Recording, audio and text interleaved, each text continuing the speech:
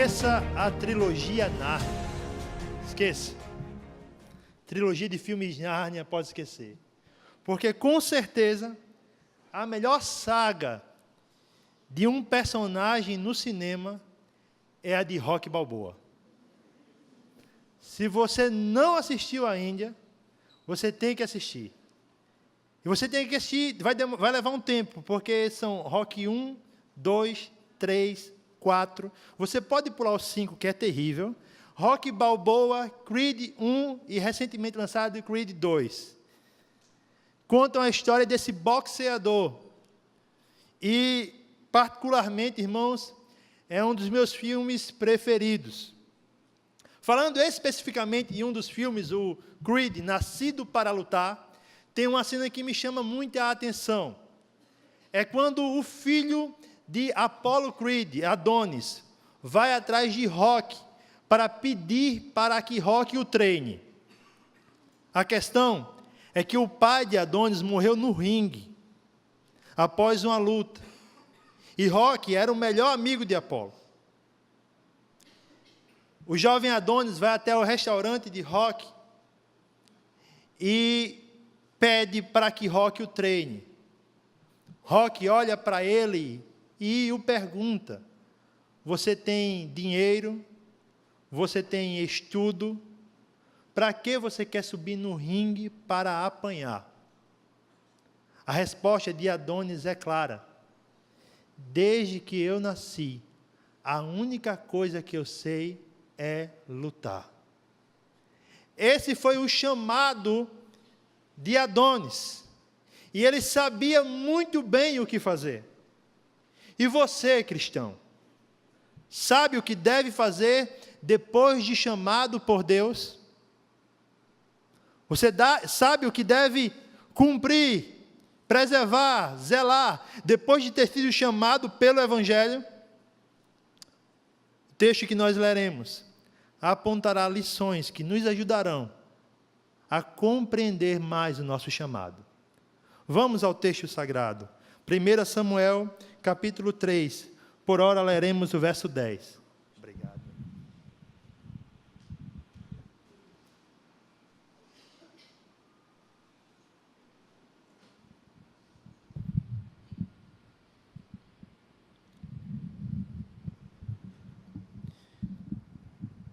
Muito agradecido. Eis um São Paulino de valor, irmãos. Isso é raro, viu? 1 Samuel, capítulo 3, verso 10. Diz o seguinte: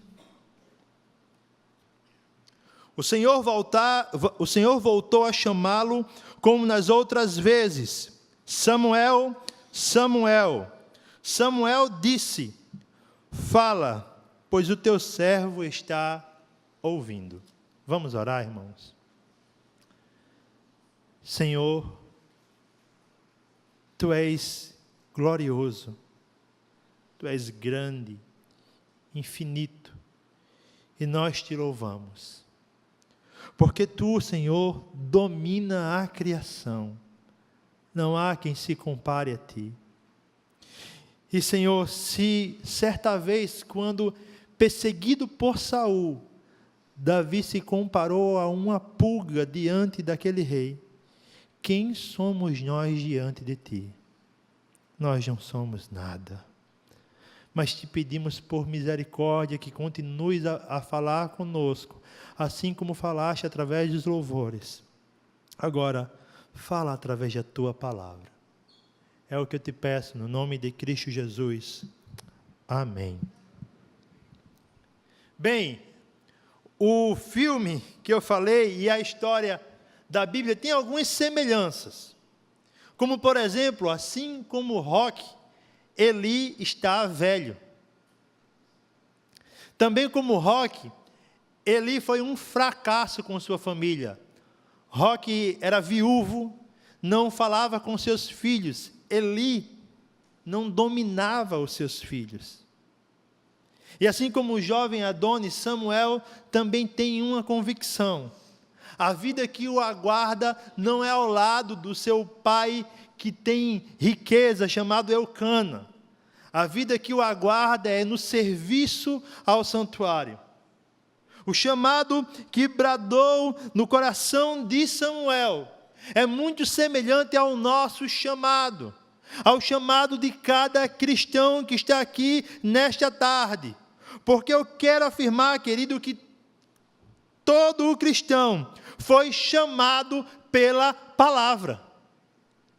E é sobre isso que eu quero pensar com você nesta tarde. Então, todo cristão foi chamado pela palavra. Portanto, você pode acompanhar os pontos no seu boletim.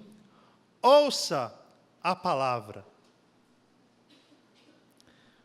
Meus irmãos, como o texto do capítulo 3 começa? Começa nos informando o contexto da história do chamado de Samuel. No versículo 1 nós lemos: o menino Samuel ministrava perante o Senhor. Eu quero que você perceba, muito provavelmente Samuel não é uma criança aqui, é um adolescente.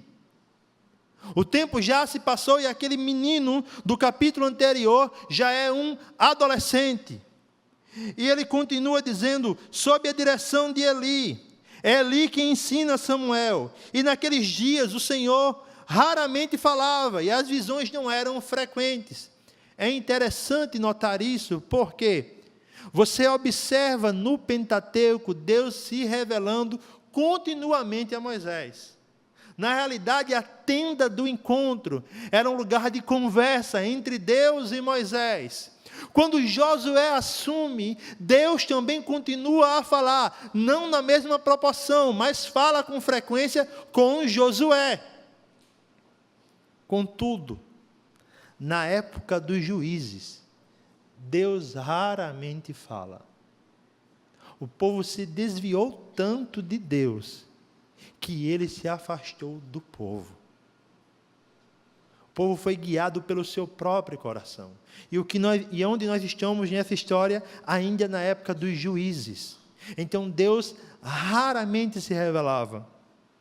Certa noite, Eli, cujos olhos estavam ficando tão fracos que já não conseguia mais enxergar, estava deitado em seu lugar de costume. A lâmpada de Deus ainda não havia se apagado, e Samuel estava deitado no santuário do Senhor, onde se encontrava a arca de Deus. Eli está velho, está no final do seu ministério, mal enxerga. Tem que ter alguém que o ajude no serviço. Tem que ter alguém que com diligência tome conta do santuário. Quem faz isso, irmãos? O adolescente Samuel. Ele dorme no templo para ajudar Eli em suas tarefas. Então, em uma noite, Deus resolveu falar com Samuel. E eu quero que você perceba um fato interessante. O versículo 3 vai falar que a lâmpada do santuário ainda não havia se apagado.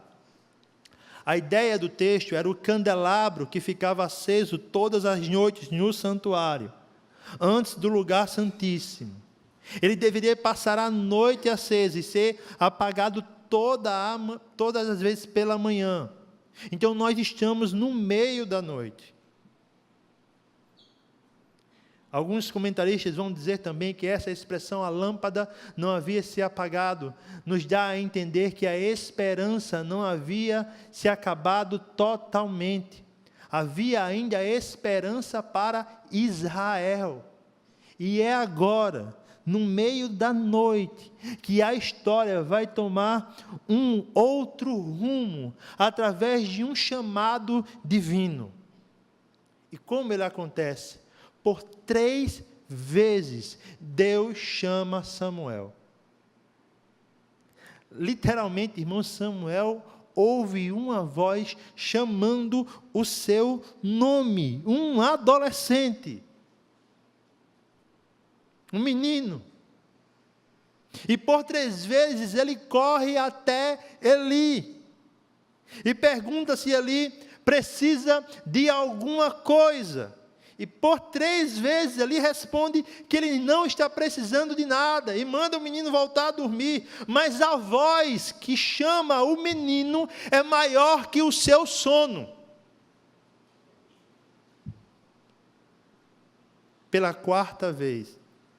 na terceira vez, Eli tem um discernimento. É Deus quem está chamando Samuel. E eu espero que você perceba, e você pode até se perguntar, por que Samuel não reconheceu a voz de Deus? Nós vamos encontrar essa resposta no versículo 7, quando o texto sagrado nos diz: ora, Samuel ainda não conhecia o Senhor. A palavra do Senhor ainda não lhe havia sido revelada. Então, o que nós encontramos é um adolescente que, com diligência, serve ao templo, que, com amor, serve na obra de Deus, mas que não conhece a voz de Deus e que não tem intimidade com Deus. Ele precisava de ensino. E quem vai ensiná-lo? O sacerdote fracassado chamado Eli.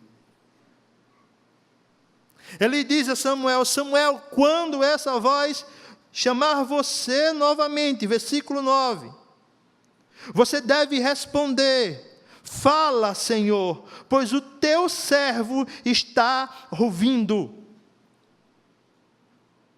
Quando Samuel se deita, a voz o chama, mas repare, não como nas outras vezes. Não é apenas agora uma vez que essa voz o chama, mas 2 vezes seguidas e com ênfase. A ideia é urgência. Deus quer falar com Samuel com urgência. Por isso ele chama Samuel, Samuel, versículo de número 10.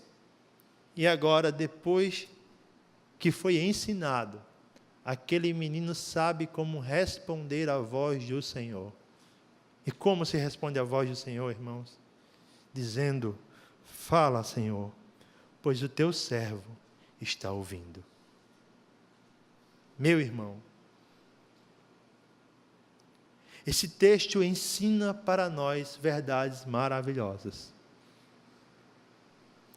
Ensina que Deus se comunica com o seu povo e não está distante dele. Isso é o que alguns teólogos vão chamar de atributos ou de características divinas.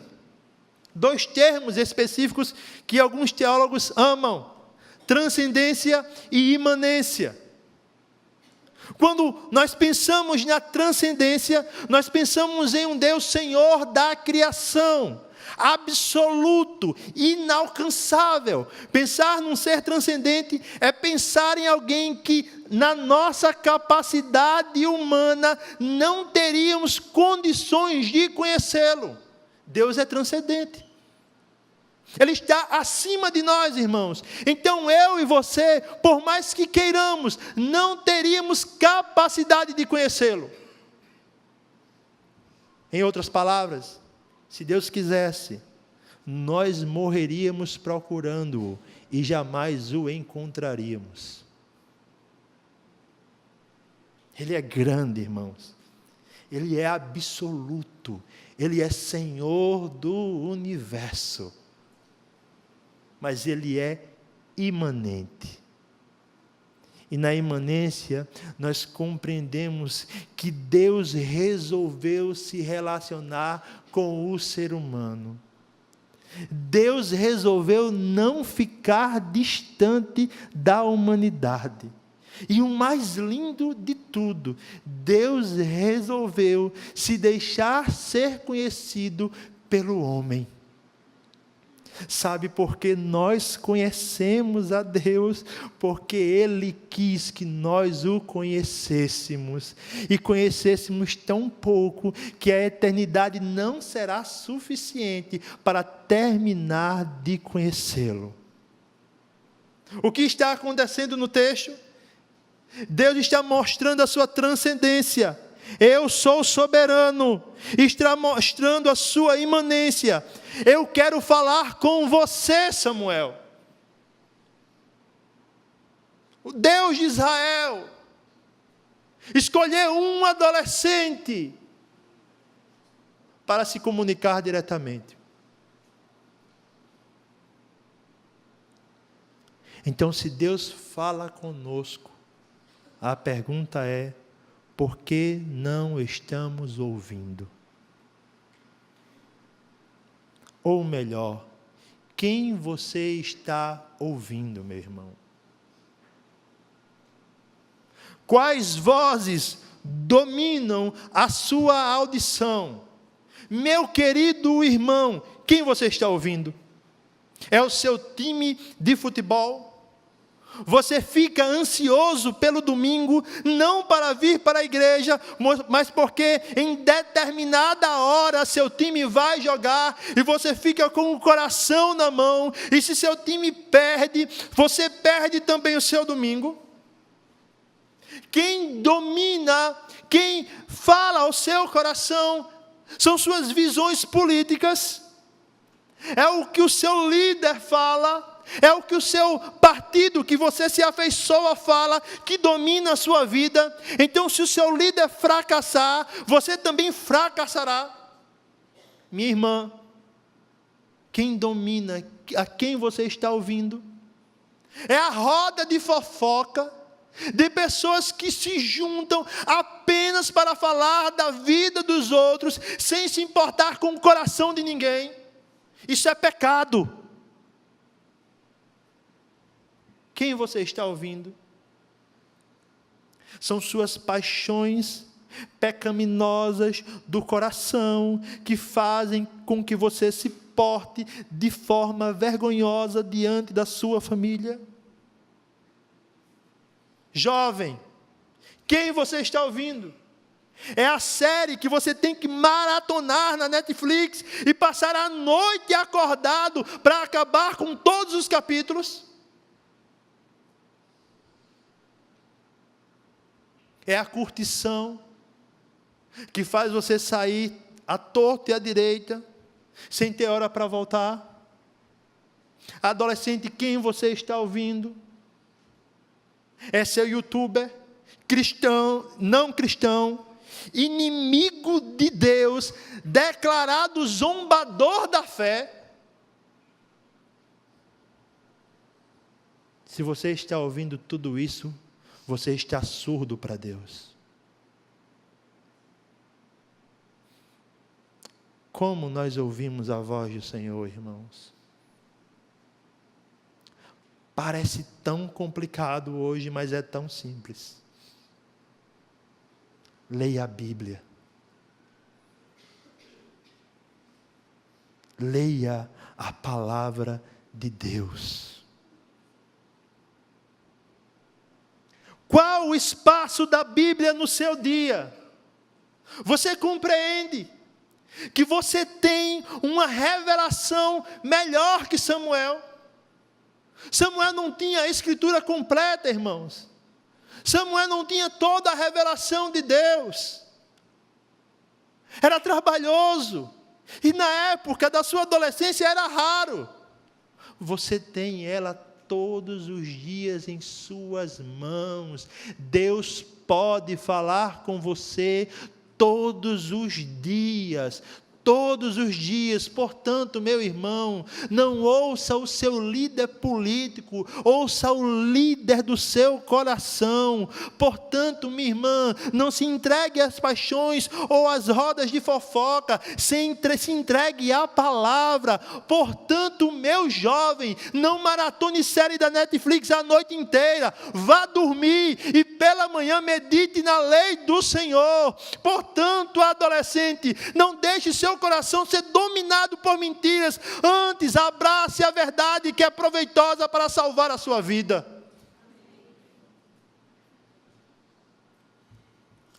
Meus irmãos, essa palavra, a palavra de Deus, é o que nos coloca dia a dia nos trilhos para caminharmos em uma vida que glorifique o seu nome. Portanto, que nós venhamos desenvolver amor pela palavra. Pois como vai nos dizer o autor aos Hebreus, pois a palavra de Deus é viva e eficaz, é mais afiada que qualquer espada de 2 gumes, ela penetra ao ponto de dividir a alma e espírito, juntas e medulas, e julga os pensamentos e intenções do coração. Quer ter intimidade com Deus? Ouça a sua voz. Você se questiona que Deus está distante, mas é você que está distante dele, meu irmão. Se aproxime dele, leia a palavra, deixe que a Bíblia domine o seu dia, ela dominará suas decisões, e você glorificará a Deus nas suas ações. Portanto, como chamados pela palavra, nós devemos ouvir a palavra. Em segundo lugar, como chamados pela palavra, nós devemos temer a palavra.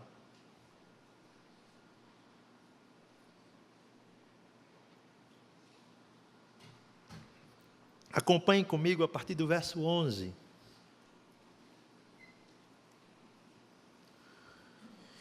E o Senhor disse a Samuel: vou realizar em Israel algo que fará tinir os ouvidos de todos os que ficarem sabendo. O que nós encontramos agora, Samuel se colocou na posição de ouvir o que o Senhor queria. E o começo da mensagem não é nada fácil. Ele diz que a mensagem fará tinir os ouvidos de quem a ouvir. Literalmente promoverá um duro incômodo. Mais para frente, nós podemos compreender isso como os ais que os profetas proclamavam contra Israel e contra as outras nações. A mensagem que vem não é fácil, mas resta saber quem vai recebê-la. Para quem é essa mensagem? É o que encontramos no versículo 12. Nessa ocasião, executarei contra ele tudo o que falei contra a sua família, do começo ao fim. Se você estava aqui domingo passado, você deve se lembrar da mensagem.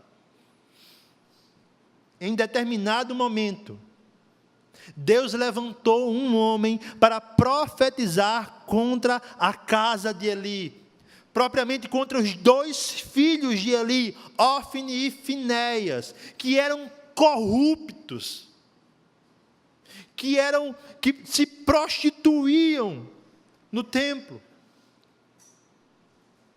2 homens que eram um tremendo mau exemplo, logo eles que eram para ser exemplo para a nação, eram os piores. Faz-me lembrar de uma reunião que tivemos com o reverendo Renan, e ele nos falou, o padrão de caráter do líder deve exceder o do liderado. Quem está na liderança, meu irmão, deve ter uma vida diferente. O liderado deve encontrar nele exemplo. Mas aqueles 2 homens não transmitiam exemplo algum. Agora, eis a sentença. Versículo 13. Pois eu lhe disse que julgaria sua família para sempre, por causa do pecado dos seus filhos, do qual ele tinha consciência. Seus filhos se fizeram desprezíveis. As ações de Ófni e Finéias promoveram tanta ira a Deus, que eles estão como desprezíveis diante da sua presença. E agora, toda a família de Eli vai pagar. Pois não foi só Ófni e Finéias que pecaram, mas lemos também que Eli pecou. E onde encontramos o pecado de Eli, irmãos? No final do verso 13, Deus vai nos dizer: Ele não os puniu. Eli não vai de encontro aos seus 2 filhos. Você vai encontrar um discurso duro no capítulo 2, mas nós percebemos que a ação de Eli só vai até aquela situação, fica em palavras. Não há mais nenhuma outra atitude. Com isso, ele peca por omissão, por deixar seus 2 filhos blasfemarem o nome de Deus.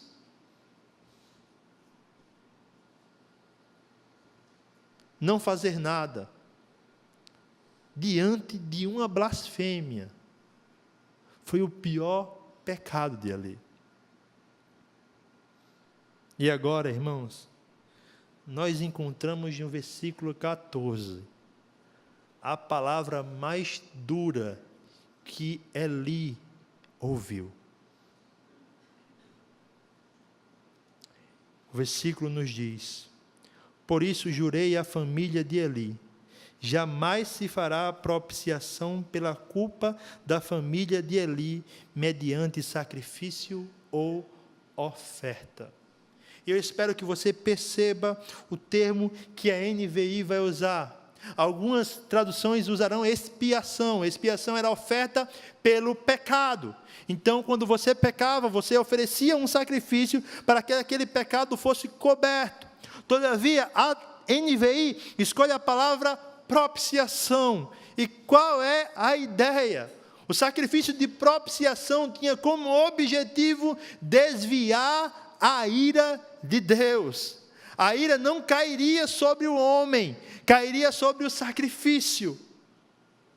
O que Deus está dizendo para Eli e sua família: não ofereçam sacrifício, eu não desviarei a minha ira de você, não há mais tempo para arrependimento, o que virá agora será juízo. Isso devia fazer com que nós ficássemos temerosos, sentíssemos calafrios, irmãos, ao lermos um texto como esse, porque ele é por demais pesado.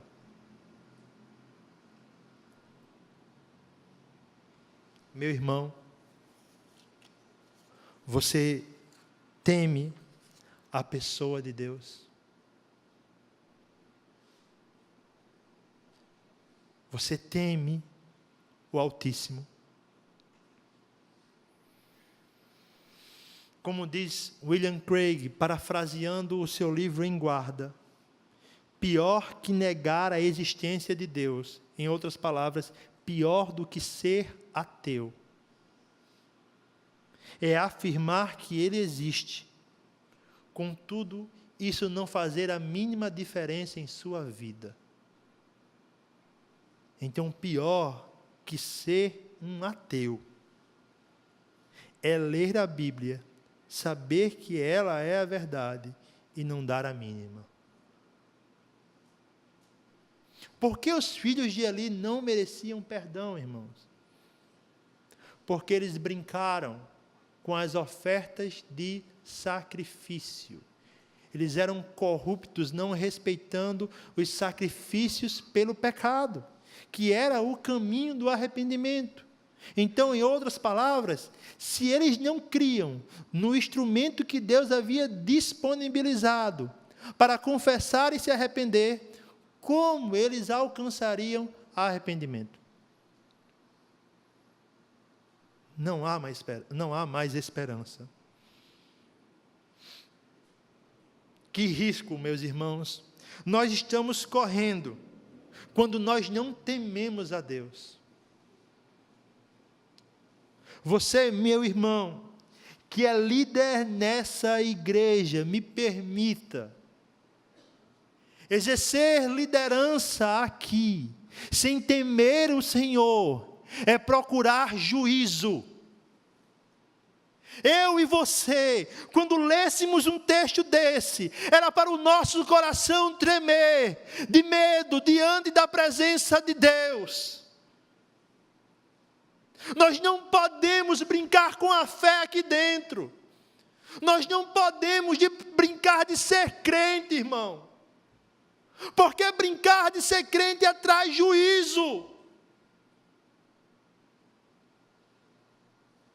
Pare de pecar deliberadamente, como isso não fosse nada demais.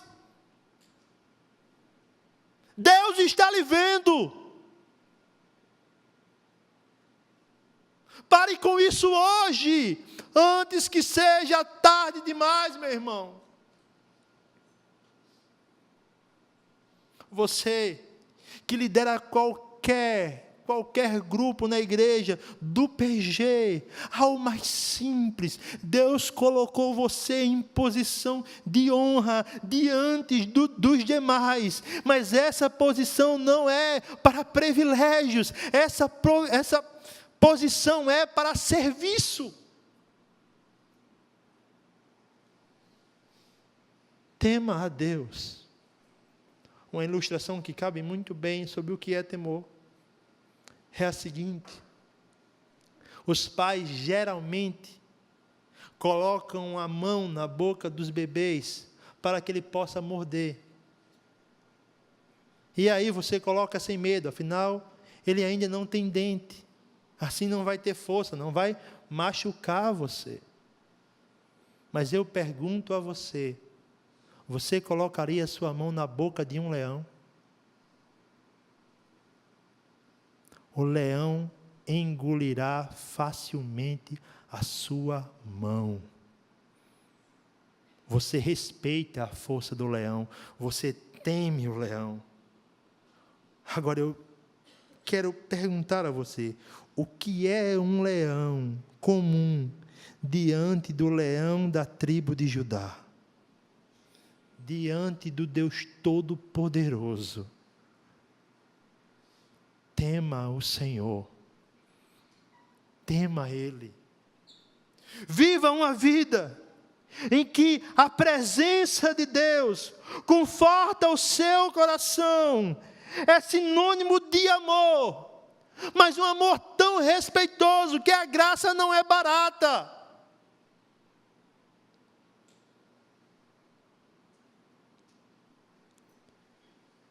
Tema a redenção.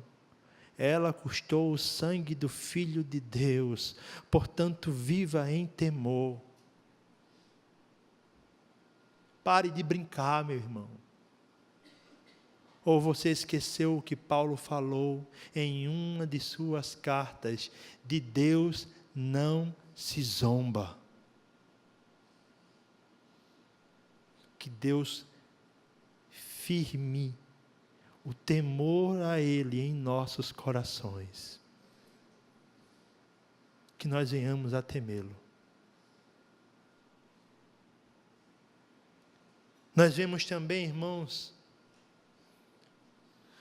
o pecado de Eli. E me permita, você que é pai,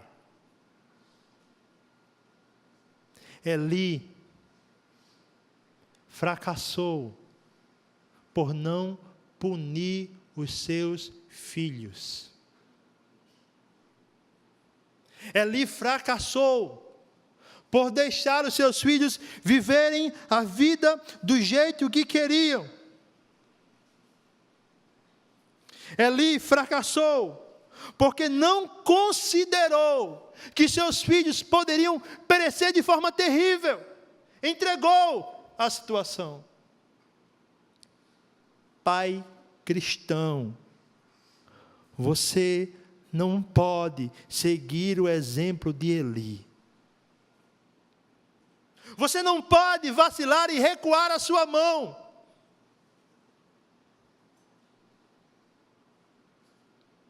Nós, irmãos, temos que batalhar dia a dia para que a próxima geração cresça com reverência diante de Deus e temor a Ele.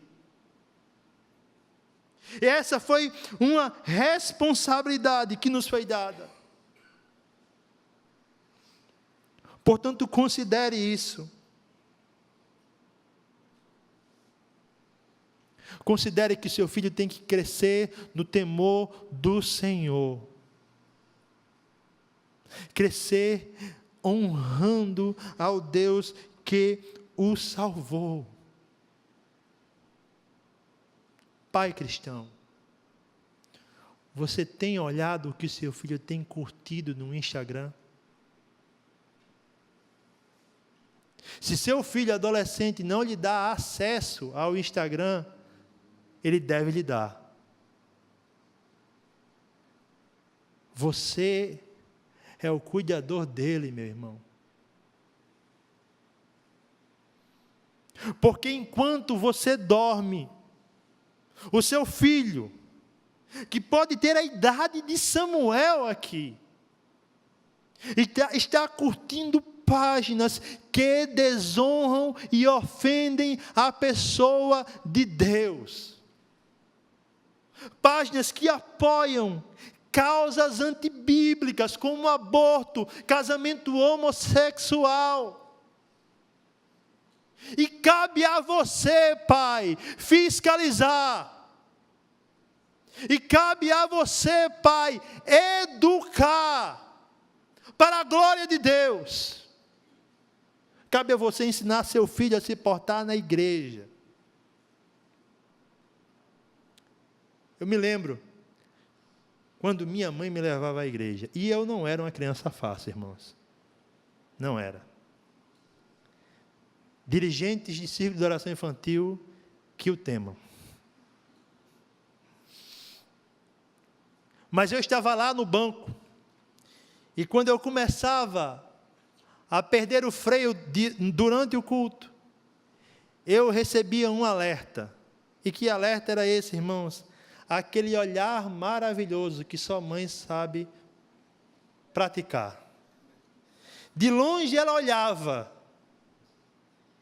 e na mesma hora eu pensei, estou perdido. Mas às vezes, o coração pecador não se contentava com o olhar. Teimoso, continuava a brincar no culto. Aí minha mãe usou uma receita bíblica, irmãos. Uma receita maravilhosa. Olhe, não tem igual. Provérbios 29:15. A vara da correção dá sabedoria, mas a criança entregue a si mesma envergonha a sua mãe. Meu irmão, vara aqui é literal.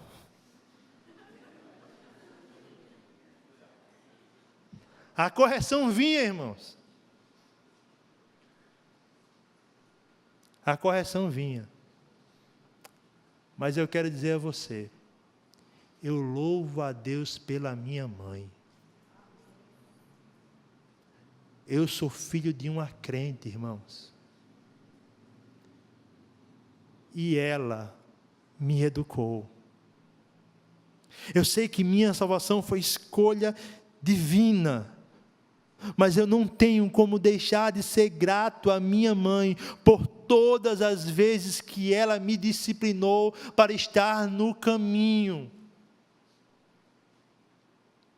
Eu sofreria bem mais se minha mãe estivesse distante. Eu sofreria bem mais se ela não se importasse.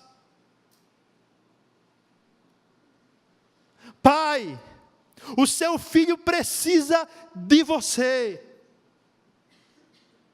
Precisa de você para aprender quem é o Senhor. Não pense que uma salinha é a solução para ele. A salinha é apenas um dia da semana. Não confie seu filho apenas a um dia da semana, e deixando os outros na mão de pessoas ímpias. Mas obedeça o que Deuteronômio, capítulo de número 6, verso 9 diz: que todas essas palavras que hoje lhe ordeno estejam em seu coração. Ensine-as com persistência a seus filhos.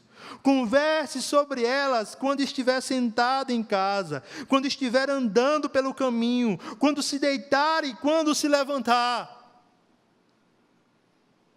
É relacionamento, irmãos. O ensino de um pai para o filho está aqui. Durante o relacionamento entre eles, a conversa bíblica é normal. O ensinamento bíblico é normal.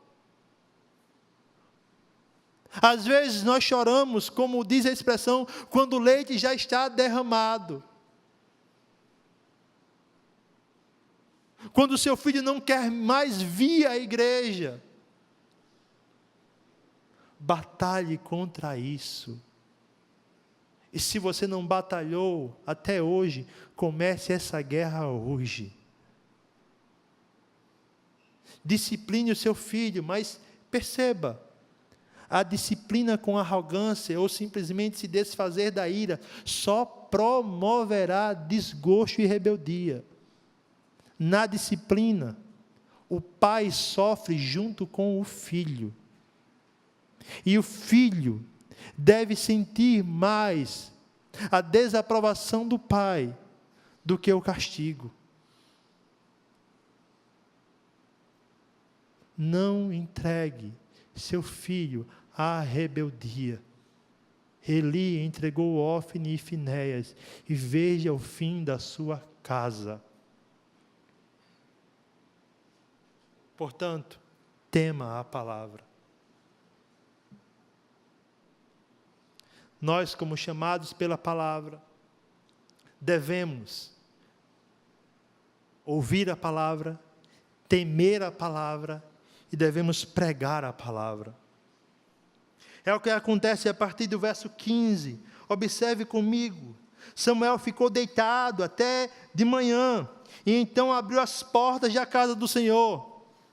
Deus fala com o menino, mas o menino continua servo.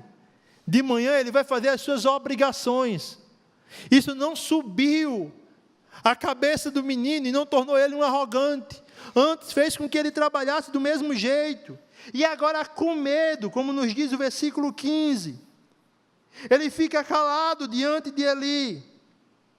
Mas há um momento que Eli diz: Samuel, meu filho. E ele responde: estou aqui. Eli perguntou: o que o Senhor disse a você? Não esconda de mim, Deus o castigue e o faça com muita severidade, se você esconder de mim qualquer coisa que ele falou. Perceba, é o sacerdote que conviveu com o fracasso dos seus filhos, que agora ensina a Samuel: não se omita, pregue o que Deus lhe ordenou.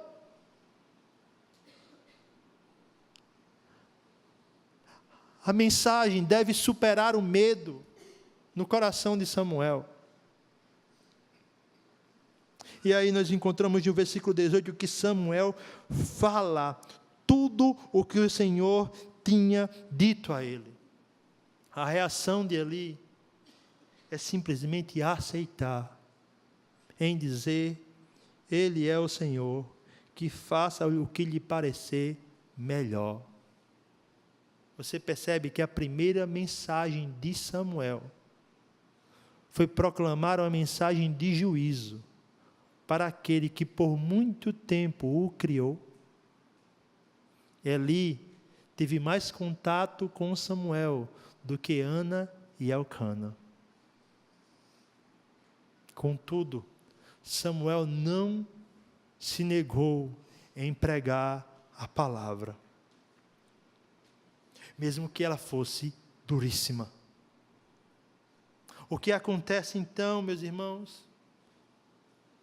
Samuel continua a pregar, crescendo, ele vai continuando a pregar. As palavras do Senhor são-lhe reveladas cada vez mais, e todas as palavras do Senhor que Samuel fala se cumprem, o que torna este rapaz o primeiro juiz com autoridade em todo Israel. Você vai perceber no versículo 20 que de Dan, um extremo da fronteira, a Berseba, o outro extremo da fronteira. Todos reconheciam que esse rapaz era um profeta.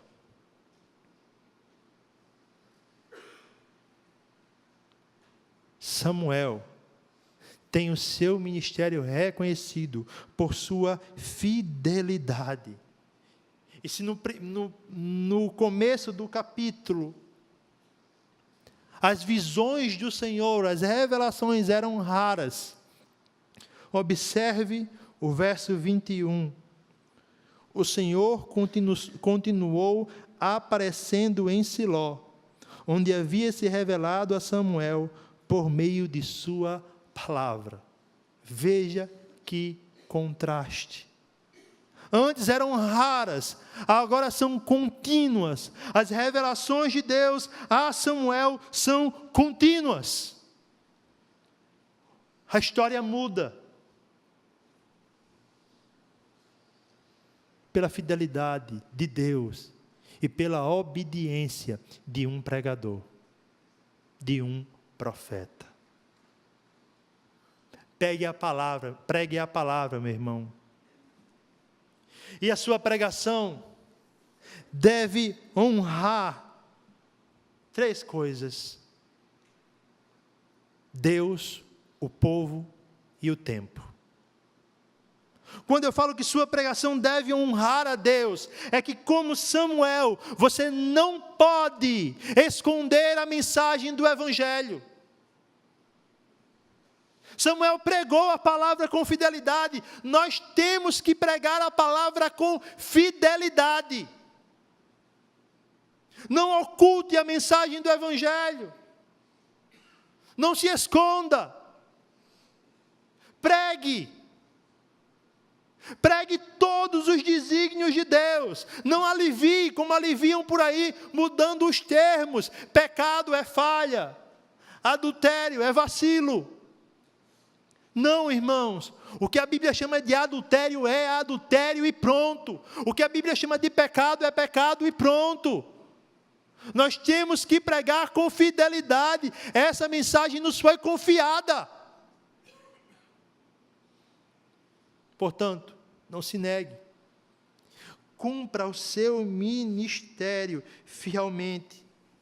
Observe o que Paulo diz a Timóteo, já no final de sua vida, em 2 Timóteo 4:5. Você, porém, seja sóbrio em tudo, suporte os sofrimentos, faça a obra de um evangelista, cumpra plenamente o seu ministério. Honre a Deus nele. Em segundo lugar, também seja fiel ao povo. E eu quero explicar o que é isso. Não negocie a palavra de Deus por conta da multidão. Perceba, Samuel tinha que entregar uma mensagem difícil a Eli. E ele a entrega. Meu irmão, por vezes eu e você ficamos receosos em conversar com o outro a respeito das falhas e pecados dele. E queremos omitir, pensando que nós até podemos perder a amizade. Mas, meu irmão, perca a amizade, mas não perca seu amigo para o inferno.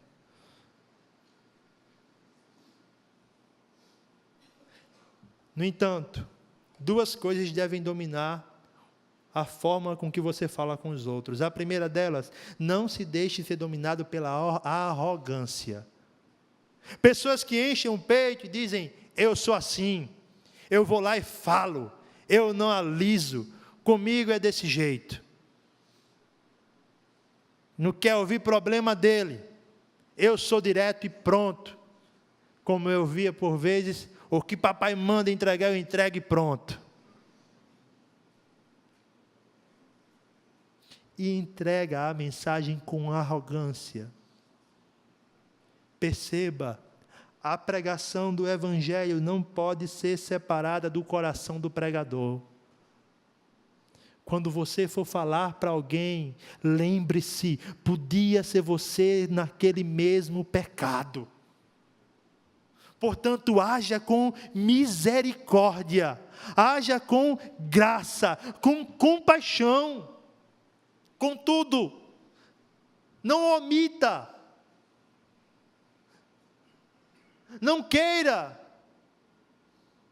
fazer com que a mensagem não seja ouvida completamente, por mais dura que ela seja, é a que o seu irmão precisa. Assim, é a maior demonstração de amor que você pode ter por ele, pregando fielmente a palavra. Então, eu não posso ser dominado pela arrogância, e nem ficar acovardado, sendo omisso. O que deve dominar a minha pregação é o equilíbrio. Fidelidade e misericórdia.